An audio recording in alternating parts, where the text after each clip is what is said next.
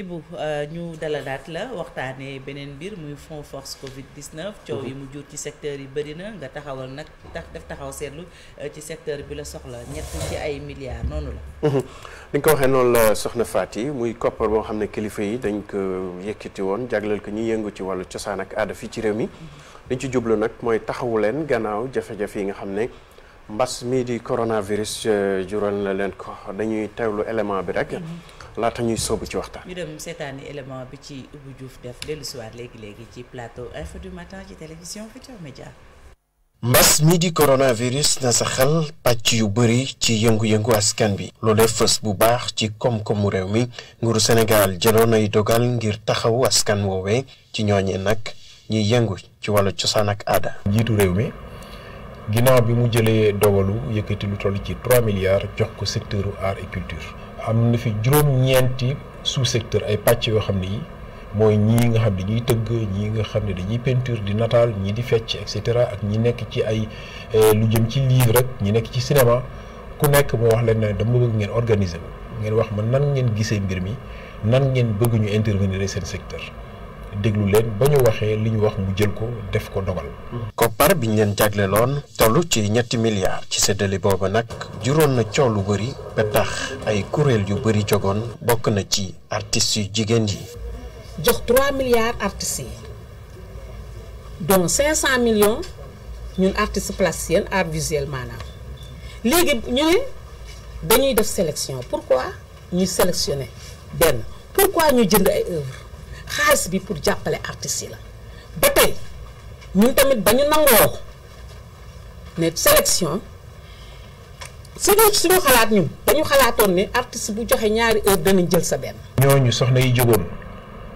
ndax déggaatuloo leen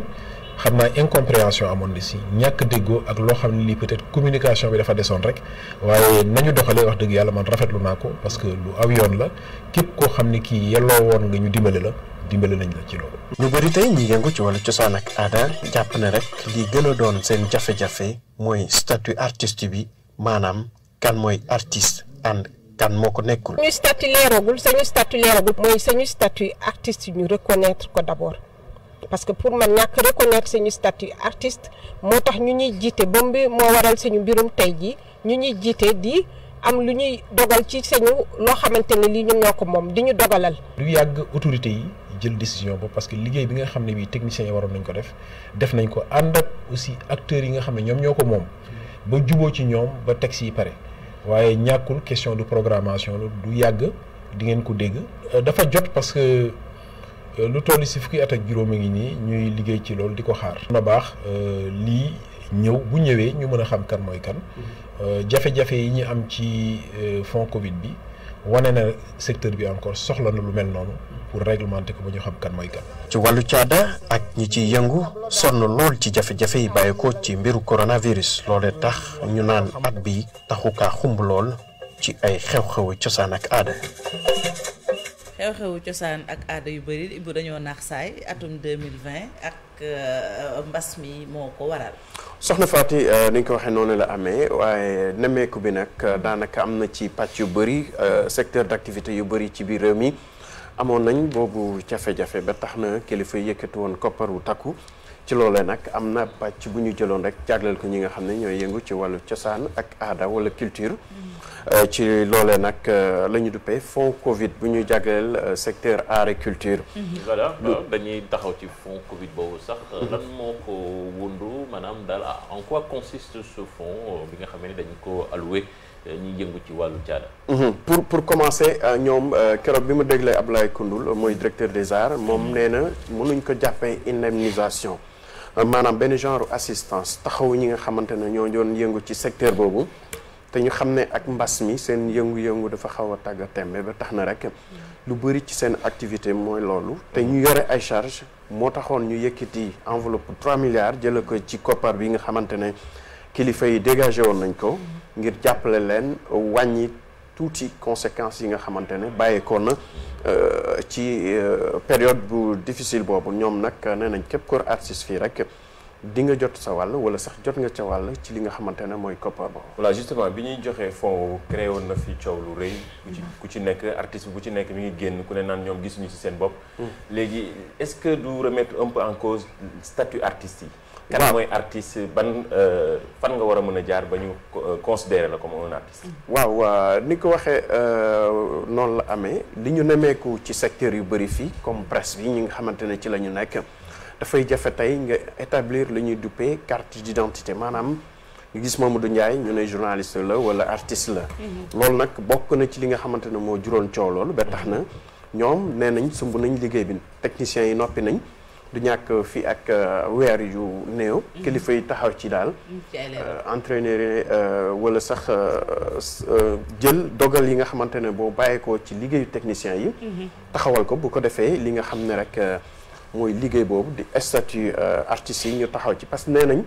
souvent da ngay bàyyeekoo fii dem bi ci réew tase fa ak say naataango. mais problème bi ñuy njëkk a am bu ñeneen ñi di génne seen carte professionnelle bu ñu wane ni kii artiste la bu ñu reconnaître. bu ba xamante ne enregistré nañ ko ci bépp kër yi nga xamante ne ñooy saytu lépp lu aju ci wàllu fent ñoom problème boobu la ñu am te bëri na ay diplômés yoo xamante ne jànge nañ ci ay daara yu kawe jàng cosaan ak aada am ñeneen ñoo xam ne reconnaître lañ leen ci domaine bi mais mayu leen tey ñu mun a toog ne leen lii moo ma may ma mën a revendiquer sama statut artiste donc loolu nee na jot na ñu jëlee ko fi parce que boo xoolee problème bi waa direction des arts wala sax ministère de la culture de façon générale am ci loolu la parce que mënuñu woon xam kan moo yeeyoo soutien boobu ak kan moo ci warul am donte ils ont tout fait pour fexe ba képp ku yëngu ci wàllu aada fii nga jot sa wàll ci côté boobu. laaj boobu sax fi Ibou foofu nga terminé bëggoon ñu xam kan moo yeeyoo ndimbal li ak aussi lan lañ ci mën a jàpp ci séddale bi. waaw ci séddale boobu nag ci fàttali rek nañ ko doon xayma ci lu toll ci 3 milliards ci suñu koppar. boo ko jëlee rek li nga xamante ne mooy secteur art visuel ñoom dañ leen baaxee woon lu toll ci 500 millions loolu sax moo juróon coow li ndax gis nañ soxna yooyu nga xamante ne ñooy yëngu ci wàllu art plastique peinture ñoom nee nañ li ñu leen jagle lool wala stratégie bi nga xamante ne ñoom la gars yi jëloon pour séddale bi gisuñ ci woon seen bopp bu dee nu artistes yi nga xamante ne tamit dañuy dund ak laago ñoom amoon nañ lu toll ci ñaar fukki milliards ci suñu xaalis. ñaar fukki millions. cinéma ñoom amoon nañ 250 millions. maanaam ñaari téeméeri millions ak juróom fukk. beneen secteur d'activité bi amoon problème mooy waa danse. ñuy yëngu ci wàllu pecc bi parce que ñoom dañ ne nombre bi parce que boo jëlee benn troupe de danse dafay am 20 personnes minimum par exemple. boo ci boolee ñiy yëngu ci wàllu administration yeeg ñiy coordonné. dafay bëri loolu ba tax ñu ne woon juróom fukki millions dafa tuuti woon jamono ji kilifa yi ñu ngi xool ni ñu def. ngir yokkal leen parce que noonu du leen arrangé ci séddale boobu rek chéri pour ñëwaat sa question defoon nañ ko ci lu ñu tuddee ci ay pàcc. beneen premier pàcc bi comité la woon boo xamante ne. représentant ministre yi ñoom la woon ak ñenn ñu tànnoon ñu mën a teewal ñi nga xam ne ñooy acteur bi beneen bi ñoom nag ñoo doon xool mécanisme yi maanaam nees def ngir koppar boobu ñu mën ko joxe ci ay anam yu mucc ayib beneen bi mooy sous secteur sous comité sectoriel boobu moo ñoo doon xool secteur d'activité par exemple ñu ne danse kii war na am livre mu ne kii bind na livre war na ci am wala cinéma ñii ak ñii bu ñu noppee nag seen liggéey boobu ci la ñu sukkandiku ngir jébbal ko kilifa yi bu ko defee ñoom tamit ñu mën ci taxaw bu baax a baax. très bien Ibou li nga indi am na solo. Cheikh la ci amoon. mais ma ne tamit est-ce que tamit loolu tamit du pose problème organisation bi am ci secteur yi parce que soo ñëwee. gis comme ni nga ko waxee ci danse. jëf yu bari lool est-ce que teg nañ ko ci yoon ku nekk ñu mën ko identifier xam ne kii ci secteur bi la bokk. parce que keroog rek nu mu tuddati xaw ma kan moo ko fi doon wax suñu benn invité mu ne da ngay gis ku ñëw. rasta jël ñaari per def ci kii ñëw ne danseur la quoi mënoo ci dara. waaw mooy problème bi ma wax léegi ak question Mamadou Ndiaye mooy statut artiste bi. loolu ni ko secteur art et culture amee noonu la amee même suñu journalisme bi ñu nekkee donc chance bi nga xam voilà chance bi nga xamante ne voilà chance bi nga xamante ne peut-être médecins yi am nañ ko parce que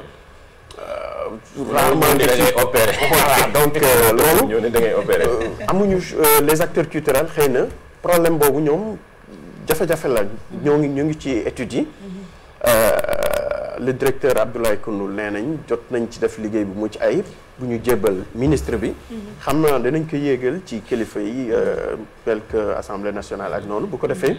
ñu xam ban taxawaay lañ ci. mais est-ce que idée bi aussi Ibou comme ni nga waxee nii c'est vrai que mbas mi laal na secteur yu bëri. déggoon naa fi ñu ko doon romb daal xam leen ko jëfee maanaam œuvre yi état bi moom jéem a jënd yenn œuvre yi ngir gars yi mën koo dundee. waaw loolu sax la ñu def ci secteur art visuel boo xoolee. dafa am benn mais art visuel lañ ko yemale daal. waaw bon peut-être art visuel moo gën a apparent parce que Samb sax nga bëgg ñu jënd. damay laajte rek. waaw parce que boo xoolee sax li ma ci jënd rek dimbale na la Samb parce que non am na secteur yëpp boo xoolee secteur livre ak édition ñoom tamit am nañ seen wàll. ñoom dañuy ñëw jënd say ouvrage par exemple ñi nga xamante ne génn nañ seen livre ci période Covid bi loolu soutien la. parce que activités yi xëy na ñu waroon def pour organiser ay cérémonie de promotion yooyu dafay xaw a tàggatémbe mais su fekkente ne côté art visuel bi la gis nga soxna yooyee di yëngu ci waru art plastique ñoom nee nañ gisuñu seen bopp parce que au départ dañ ne woon dafa am benn enveloppe bu ñuy dégager pour ñu jënd li nga xamante ne mooy yenn œuvres yi bu ko defee ci édifice public yi ñu def ko fa ñoom nag dañu gis ne par exemple ñi ci gën a am faveur xëy na ñi nekkoon ci comité bi wala ñi xaw a jege ñi nga xam ne ñooy décider mais loolu jamono ji daanaka am nañu consensus ci côté boobu parce que nee nañ juste malentendu la woon dañu xawoon réeroo rek mais bi ñu toogee waxtaan gis nañ ne loolu vraiment romb nañ ko loolu di firndeel rek taxawaay bi nga xamante ne kilifa yi am nañ ko donte mattaliwul nag waaye tamit am na loo xam ne jot nañ ko ci def pante na secteur art dafa xaw a yaatu gars yi dañ koy wax souvent art bi dafa yaatu et tant que donc amuñu li nga xamante ne mooy statut te loolu tamit du doon liggéey bu yomb yaakaar naa yenn saa yi dinañ am jafe-jafe surtout bu ñu yëkkatee benn somme boo xam ne dañ koy jagleel artiste somme bi suñ ko séddoowee ku nekk am miette tamit ñuy wax ne est-ce que gënul woon tamit ñu investir ko ci yeneen i mbir yoo xam ne ñëpp dinañ ci mën a njëriñoo. moo gën nga jël ko am ci 25 000 30 000. waaw problème boobu mooy problème consensus bi ñuy wax xam nga par exemple bu doon secteur de la presse par exemple benn maison de presse par exemple mun na gisee employé ñu naan la au lieu ñuy yëkkati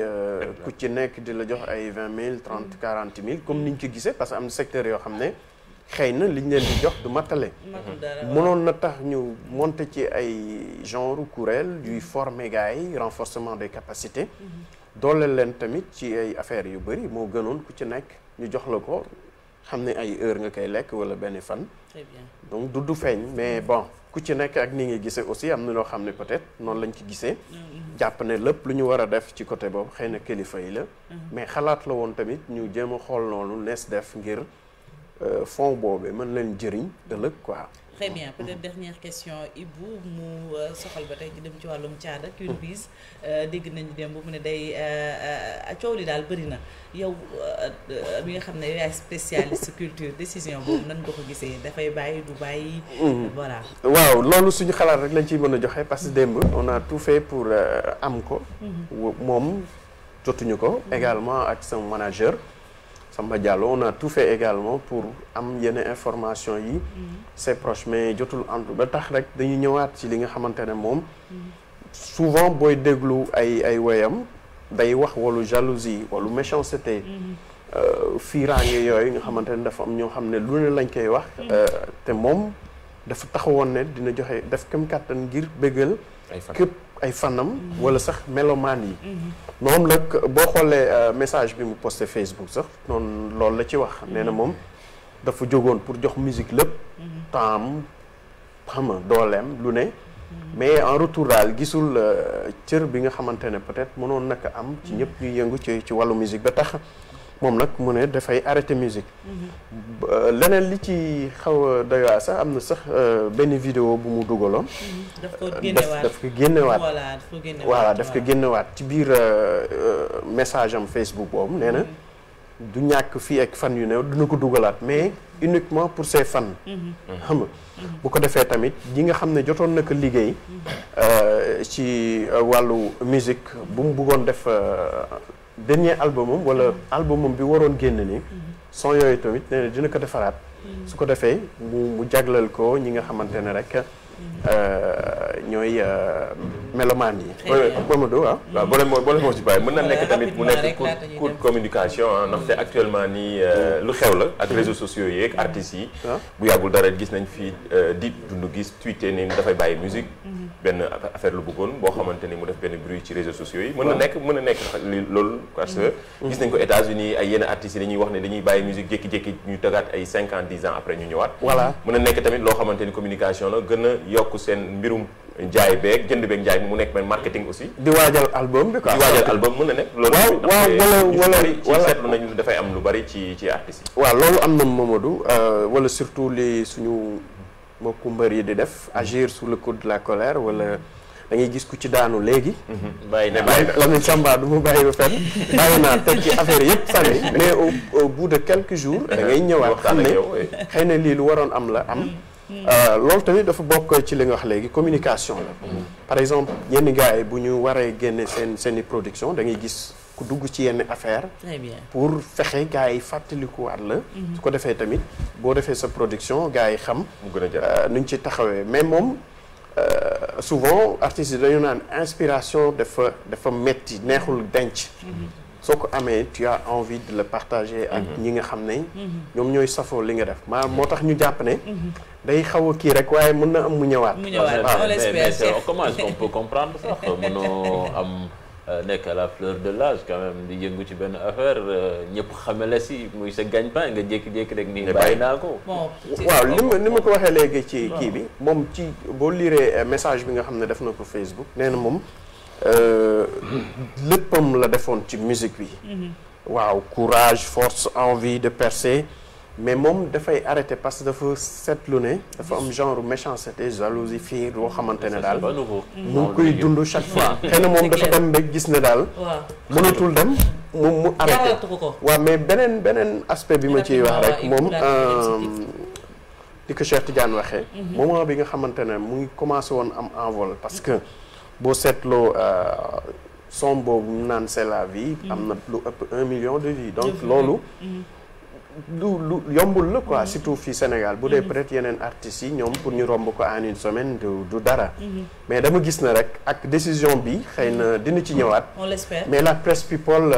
perd vraiment une vraie cliente parce que da doon xam nga alimenté bu baax a baax cliente Queen Biz et ses répliques quand même on se rappelle ay épisodes yu bëri yu ma am mais bon grand amour la entre moom ak les fans donc Queen ñu koy souhaiter un très bon courage Ibou am li nga indi am na solo ñu lay jaajëfal bu baax di leen jaajëfal di jaajëfal téléspectateurs yi di leen ñaanal tamit ajuma jàmm incha allah da ngay desandi ak ñun sax ndax Mamadou Ndiaye moom toog na ba pare xam naa rek ñu joxaat ko kàddu Mamadou Ndiaye ñu ngi lay nuyuwaat di la dalal ci info du matin àjjuma bu jot yaa nuy gunge ci jumtukaayu xarala yi oui maa ngi leen di fay di nuyu man dama ñëw rek waaw noonu la da nga ñëw rek comme nga waa jotaay boo ci bokkee da ngay ñëw rek dugg waxtaan ci la bokk waaw nuyu naa la soxna Fatou nuyu téléspectateurs yi mu ngi noonu Mamadou ni ma ko waxee lu jëm ci jumtukaayu xarala yi foofu rek nga def ab taxaw seetlu maanaam ràññale information bu baax ak bu bon waaw ci site d'information yi surtout ndaxte tàmm nañ di seetlu ku ci nekk sa téléphone portable léegi da ngay jékki-jékki jot benn lien ñu titré benn titre bu rëy par exemple ñu ne diw faatu na surtout ci jamono yi ñu nekk nii ak wala ñu ne la joxe exemple rek université Cheikh Anta Diop bu Dakar dafay joxe ay faux diplôme mu nekk titre bu rëy bu nga xamante ne da nga koy gis toujours ci site d'information yi lien yi ñu lay envoyé ci WhatsApp à chaque fois boo ko gisee toujours nan la ñuy ràññeelee lan mooy xibaar bu baax bi ak lan mooy xibaar bu bon bi am na élément bu ñu leen ci proposé Corombaat Ndiaye moo ñu ko defal bu paree ñu ñëw ñu waxtaan ci ci wàllu désinformation maanaam xibaar gu dëppoowul ak dëgg boobu ak léegi ñu ngi ciy wax ngir rek dimbali leen ngeen mën cee mucc waaye nag lu ni mel kenn mënu ko wax te doo ci boole site web yi nag bëri ci ñoo xamante ne xibaar yi ñuy joxe dara du ci nekk dëgg wala sax dëgg gi dafay am loo xamante ni moom moo ci laxasu loolu nag ngir ngeen mucc ci xëj na mën na bañ a yomb ndax fi nga xamante ni fa la jamono jamono toll tey lu jëm ci wàllu partage ak lu ni mel di wéy di gën di bari waaye nag bu mu tax rek ba lu ci ne ngeen mën ko partager ñu wax la ni nag bëri na ci ay site web yoo xamante ni titre yu rëy la ñuy daal di titre te lay nekk ci biir dara du dëppoo ak titre bi ñooñu ay clic rek moo leen daal di yitteel ndax nag boo ko seetloo sax boo duggee ci yooyu le site lu ci ëpp ci publicité ngay njëkk a daj ngir wan leen ni rek article bi du sax article bu existé ñu wax leen nag ni dina baax ngeen jéem a ràññaatle site bu fiable site d'actualité ak site boo xamante ne lu amul rek lay wax moo tax nag saa su ne bu leen fàtte di xool lépp lu jëm ci à propos du site loolu nag ab astuce la boo xamante ne bu ngeen ci duggee yu bëri ci wàllu site bi le di ngeen ko mën a xam saa su nekk rek ñu leen di woo ci gën a moytu ndax li nga xamante ni moo jëm ci wàllu internet du lépp rek liñ ciy def mooy dëgg. Amadou Ndiaye la woon ci élément bi ñu jaajëfal Coro Mbaax Ndiaye. lu jëm nag ci jumtukaayu xarala yaa ngi koy wax. saa yu ne dañuy dégg ay bàkk ñu naan.